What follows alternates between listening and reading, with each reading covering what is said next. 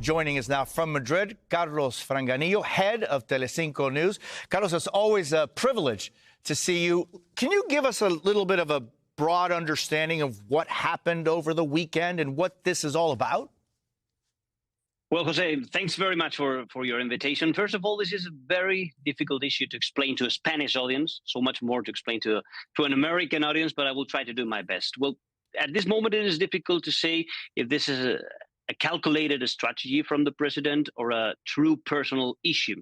As you know, on Wednesday, he wrote a letter to everyone. He published on the internet, on X, and he said he was thinking about resigning. The purpose, as he said, was the attacks against his wife. It is true that she has been suffering many campaigns in the internet, some fake news, but it is also true that there are serious informations pointing to some alleged conflict of interest. And last week, a judge decided he was willing to investigate. After that, the president wrote this letter and he locked himself for 5 days. He completely isolated from the rest of his team. He had no contact with anyone. That created a lot of uncertainty, some instability, and a big crisis in his party, in the Socialist Party. Everyone was very, very worried.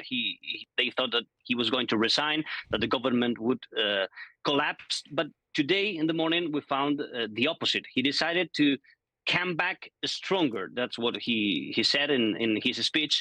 And he says that he wants to push some reforms to fight fake news, to fight hoaxes.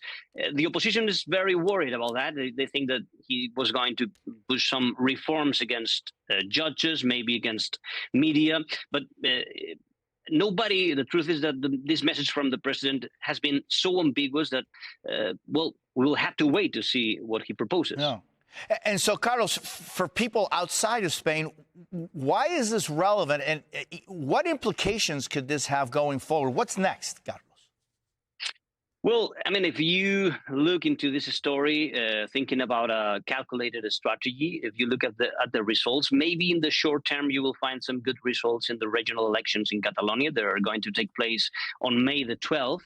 So maybe they will find a stronger winning there from the socialists. But after that, it's difficult to find a meaning. In the long run, there are many doubts and fears about what he has in mind, what these reforms mean. If he changes the judicial elite, he will need the support of the opposition. That looks impossible right now.